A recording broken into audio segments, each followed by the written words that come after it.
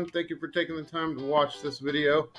Today we got a special guest in the house. His name is Jim. He's the proud owner and CEO of Bitcoin ManageMint LLC. How you doing today, Jim? Doing fine, Logan. Thank you very much. How about yourself?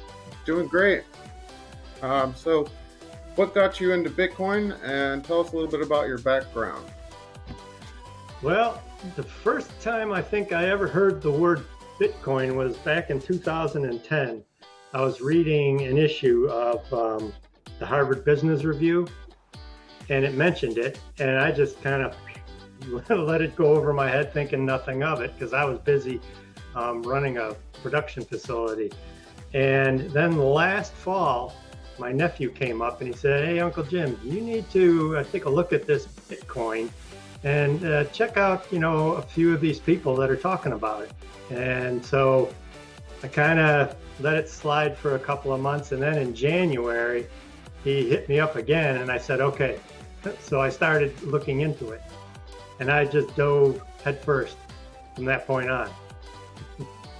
And I just started reading everything I possibly could about Bitcoin and cryptocurrencies. I bought books, watched videos, and then this summer, I started to think about getting into the LLC for doing cryptocurrency consulting and trying to help educate people on it because I really enjoyed learning so much about it. How did I get here? Well, I've done a lot of different things in my life. I've spent time in the nuclear weapons program. I was there for 15 years. I did some shipping. I ran a shipping department, ran a production facility, had my own business 2 other times.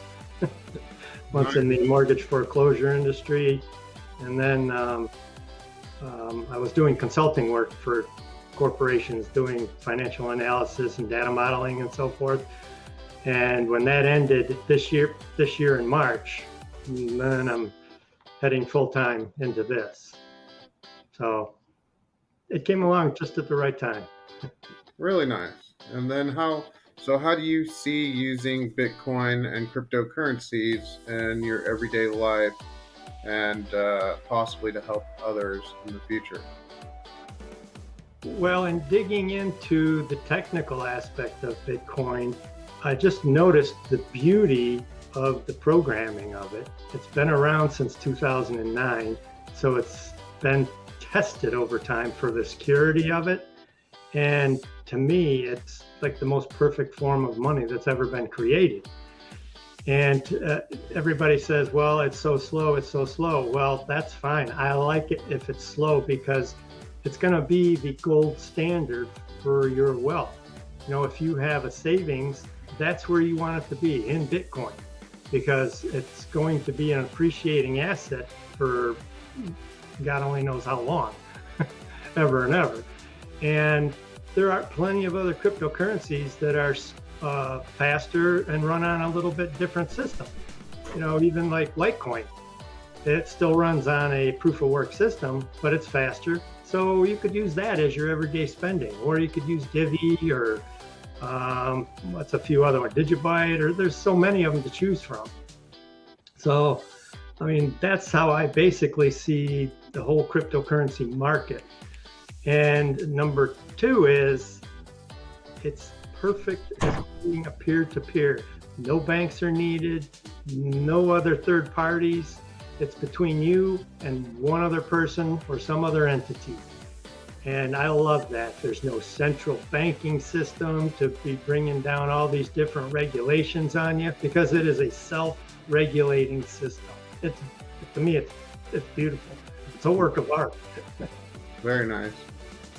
That's awesome. That is super awesome. So how can people find you? They can find me right now. My website is out there. It's www.bitcoinmanagement.com. And there it is scrolling across the bottom. The website isn't live yet on Google, but you can go there and look me up. My phone number is there. You can call me and talk to me about cryptocurrencies. I'll talk to you and give you information to help you out. I'm hoping to have my banking set up here shortly, and then I'll be able to start taking appointments. But not only just the individuals, I want to help like the local businesses in my area. There's a lot of small businesses, so I want to be. I'm going to be going around talking with them, leaving them my business card, and just to put the bug in their ear that, you know, this is coming down the pipe. You may not really know about it right now, but it's going to be coming, and when it comes, it's going to come quick. So Right. They might want to start learning a little bit now to make it a lot easier on themselves. Yep. And it's really not that hard to understand once you get down into it, you know. Because I remember when email came out, and people were like, you know, this is too difficult. And now look at it. It's like, you know, going to the bank, put the deposit slip in, and there's your money. It's in the bank. So it's very easy to learn. It's just you have to have the desire and the want to do it, I guess. Yeah, that's very true. And what type of businesses are in your area that you think you would be able to reach out to the most? A lot of them are the food industry. We have restaurants, pizzerias. We have sports bars. We have a lot of farming in this area, so there's a lot of agricultural businesses. So I could go around to those folks. We actually live right in the middle of a big dairy farm's property, so I can go and drop them off a card and, you know, let them know, because we do have other farmers that are involved in our group, like Farmer John. So it'll be important for them too. Nice, very nice. That's super awesome. And then, so what do you think about the price of Bitcoin today, and what do you expect it to do in the future? I think it's awesome right now. What's it at? It was just over 64,000. Now it's just a tad under. I like seeing it. It's been climbing up here the last few weeks. Ultimately, where do I see it going? Well, there's a lot of people, I think, that are trying to hold the price down right now because they want to get into it. And mainly that's a lot of the billionaires and millionaires. They want to get in while the price is still low. And so that's why I think it's really important that, you know, folks like us get the word out there to the everyday person so they can get in there and purchase some of the Bitcoin as part of their savings, you know, and watch it appreciate over the next 5 or 10 years. To me, it'd be really important, especially for retired people. You know, if they have a lot of cash sitting in the bank, they should really think about doing something with it, because it's just depreciating week over week. Yeah, I think my wife Jennifer is actually heading to a meetup right now as we speak, and it's at a retirement home. So she should do pretty well. Lupe is putting it on, another one of our founders from our founders group. Mm-hmm. And I think it'll turn out nicely for Lupe and for, you know, her residents where she lives at. It's going to open their eyes to the possibilities and how it can change their lives in so many ways. And it's definitely changed mine. I'm assuming it's changing yours.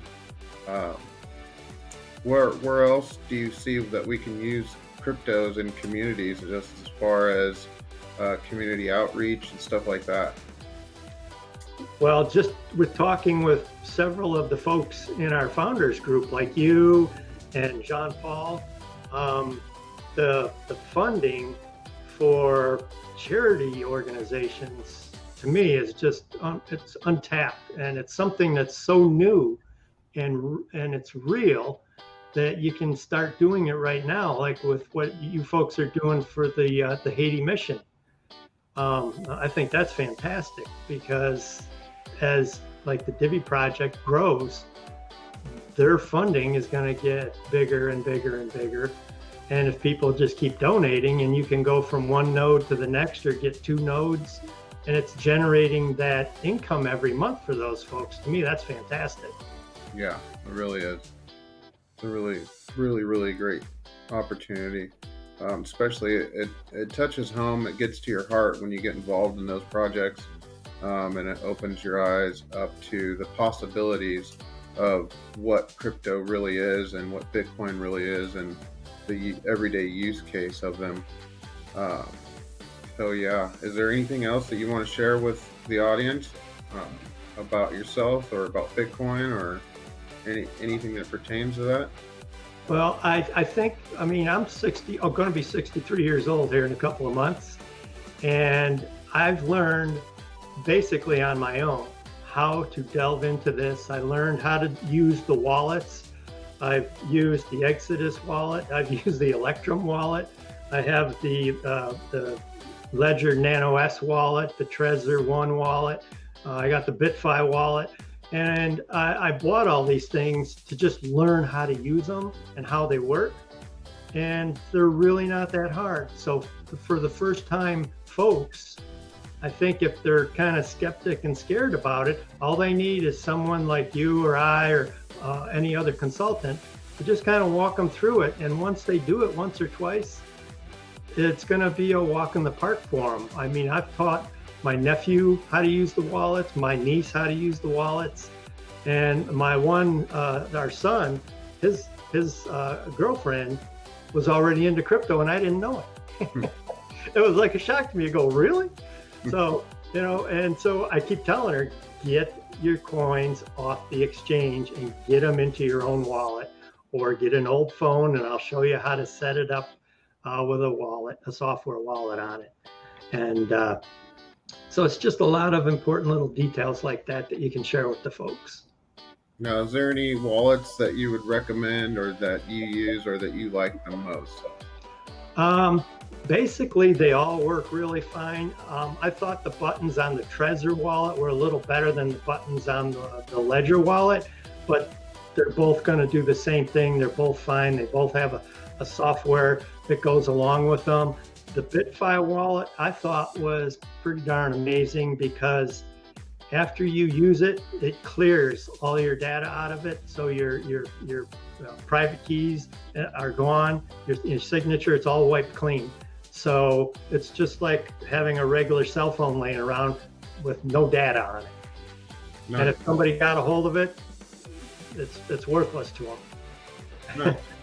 So I really like that one, and it doesn't connect to your computer. It runs off your Wi-Fi, so you're not plugging it into your computer. So that one's more like a hot wallet. It's actually a good cold wallet because you're never actually plugging it in. Right. Okay. Yeah. So it's a cold wallet turns into a hot wallet when you run it on the Wi-Fi. Yep. Okay. Yeah. And generally at home, when you're running your Wi-Fi, like I have virus protection programs running on everything. I've always had that because I've always worked with a lot of financials from other companies. So I love I've had Malwarebytes and Kaspersky for years. And I really like having those I have them on my computers and my phones. So. Nice. Very nice. Awesome. And out of all those wallets, which one do you think is the most secure? So it seems like the BitFi to you is the most secure, or would you go with a crypto-only laptop? Oh, definitely the crypto-only laptop. I have one, and I really enjoy it. I mean, I am a full supporter of Calix Solutions. Because my other two computers, like the one I'm sitting at now and my laptop, I do a lot of searching on the web with those and things like that. So my crypto-only laptop is the laptop that I only use for crypto work. There's no email, no searching websites, no buying on Amazon or Walmart or anything like that. So the crypto-only laptop is very nice to have. And I have a software wallet on there. I have my Divi on there, Divi wallet. But I have all these other hardware wallets because I wanted to test them out too, and just to see, how they tick, how they work. But I think most of your cold wallets like that, the Trezor, the Ledger, and the BitFi they're all pretty comparable. I don't think any of them is going to be easily hacked unless you're computer system at home is compromised. So. Right. Have you tried the Cool Wallet S yet? No, I haven't. No. Oh, nice. I don't. Yeah, I've got a bunch of wallets listed and information about them on a PowerPoint presentation I did, but I think I've bought about all I'm going to buy. Yeah, you get to that point where you're just like, oh man, I can't learn about one more wallet or one more exchange. I'm exchanged and wallet out. But it seems like in our line of work, the more we keep up with all these wallets and exchanges, the better we can help people, right? So yeah. I mean, I'll learn about them, and I'll go through the website and read the videos and any comments that people have put on the web about them and so forth. But yeah, I pretty much bought unless something super spectacular comes out. Right on. That's awesome. Yeah. How about you? Do you have a favorite wallet? I have 3 favorite wallets. I like the Exodus. I like the Atomic wallet, really nice. It did me really well when I staked SIL and got GZIL out of it. And then I also like Abra. Abra's pretty good. It works as a hot wallet, and it has an exchange on it. And now you can use it kind of like a DeFi wallet. You can borrow on there. So the Abra wallet's pretty well rounded as well. I like those 3 the most. Still fiddling with the Trust wallet. The Uphold wallet I use a lot, but it's more of an exchange, but you can get your coins off of it. So there's a few of them that I'm interested in. I've used the Trust wallet. I have my AMP sitting on the Trust wallet. Oh, nice. Yeah. Yeah, I just bought some AMP the other day on, I think on Coinbase. I bought some AMP. Yeah. But the one thing that people probably don't talk about are their mistakes. And I'll be the first to admit, when I first got into this, my first wallet was the Exodus wallet. And I bought some XRP, $500 worth of XRP. Oh boy. It was great. I'm sitting here on my desktop. I could check it. And I thought, well, it'd be kind of cool to have the Exodus wallet on my phone too. Well, late one night, I'm trying to download the app. I go to the website and it sends me to the App Store. Well, guess what I picked out of the App Store? Not the Exodus wallet from Exodus. It was one that looked just like it. And I downloaded it. And as soon as I put my seed in for it, boom. Within 15 minutes, I came up here and my $500 in Exodus was gone, or XRP was gone. Wow. Now, So, what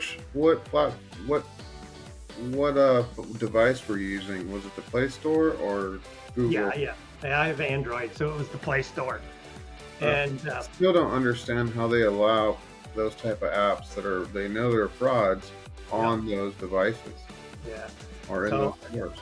And that's kind of where the Calix Solutions crypto-only computer is kind of handy to have, because for people who are kind of leery about going in and downloading the software and stuff to put on their phones and laptops, they'll do that for you on the computer. So that's kind of nice. But me, I'm like a plunge ahead kind of person. I just dive in head first and go for it. So, but I always try little bits at a time. Yeah, right on. That's awesome. It sucks that you lost the 500, but I mean, that's why we got into this consulting business, and we started our own company so we can help more people not lose their cryptos.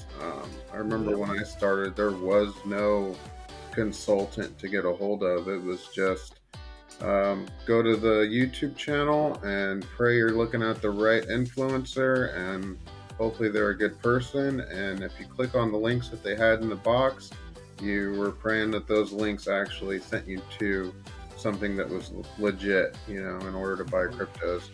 And everything you had to do, you learned on your own. You couldn't pick up the phone and call anyone. There was no help. It was all basically on your own. And then a lot of it was so hard to understand. I come from construction background, So I wasn't a tech savvy person, and back then you almost darn near had to learn how to be a coder to buy crypto, you know. Mhm. So now they've made things a lot easier, especially with the Divi wallet. Uh, the Monarch wallet's another good wallet. Um, I think the Digibyte wallet is also another good, user-friendly wallet. So there's a lot of new alternatives out there, Mhm. and it's good that they have people to call like us. Yep. And it's nice to have maybe more than one wallet on your phone. And just people just need to realize you're not going to put a lot of money on it. You're going to put just enough in there like you would carry in your regular wallet for paper money, Yep. you know? So, and that's all that you really need it for. That's to go out and buy things. If you find a store that will accept crypto. There Yep. are a few out there. And if you don't find a store that accepts crypto, we do have the alternative, right? Which is Mhm. the Litecoin block card. Litecoin block card, there's the fold card, and there's several out there, and those are nice. And the Cash App, which I can Mhm. also link. I'll link my video to Cash App and Fold to this video, so you guys that are watching can go over and check out those and see if you like them and dive a little bit deep into them. But those are two alternatives, like he's saying, the Fold and Cash App. Then you have the Litecoin card wallet. So mass adoption is right around the corner. I think it's happening now, but it is worldwide. So I do believe we have a long ways to go. If you guys think we're late into cryptos, think again. Remember back when the internet started, everybody was against it. I remember when AOL was out, and people were calling it like the Satan and the devil and the end times, kind of the same thing that's going on now. So, and now look at it, we use it day to day. So I think cryptos is going to be a game changer. It's definitely going to bring financial freedom, sovereignty, decentralized money. It's already helping people in El Salvador become free from the dying dollar, you know, the petrodollar. Mhm. So yeah, well, Yep. tell us some of your thoughts on that, since you are in the little bit of the older age bracket. Did you go through any type of experience with the last crash in 2008? No, I was sitting pretty well back then because I've been around for a long time. So, and I've always been a saver, and I've tried to be pretty much debt free. So basically, the only bills we ever really had was a mortgage. And I paid that off as fast as I could. So we haven't even had that for the past, 4 or 5 years, I think. So, but the one thing that people need to understand is, oh, they say, well, Bitcoin's at $64,000 for a Bitcoin. You don't have to buy a full Bitcoin. You can buy $10 worth of Bitcoin, $100 worth of Bitcoin, or $1,000 worth of Bitcoin.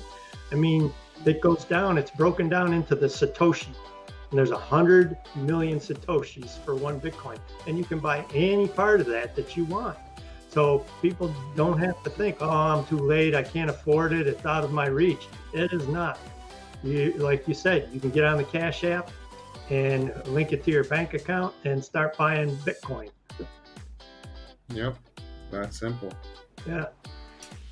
Right on. Well, anything else you want to share with us today? Just that I am enjoying this new career, this new opportunity. And as the old saying goes, you know, when God closes one door, he opens another one, and I'm a firm believer in that. And now I am into the Bitcoin and cryptocurrency realm. That's awesome. Right on. Well, thank you so much, Jim. Thank you for coming on the show. Thank you guys out there for watching. If you like this content, I'll be having more guests on this show as we move forward. More content to help you guys grow as I grow. If you need a consultant, there's the link down scrolling across the bottom at www.bitcoinmanagement.com, or you can reach out to myself at openmindedbitcoin.com. We'll have our links down below in the description box. And thank you guys for watching. Thank you very much for having me, Logan. I appreciate it. Hey, thank you, Jim, and have a blessed day. Thank you. Same to you.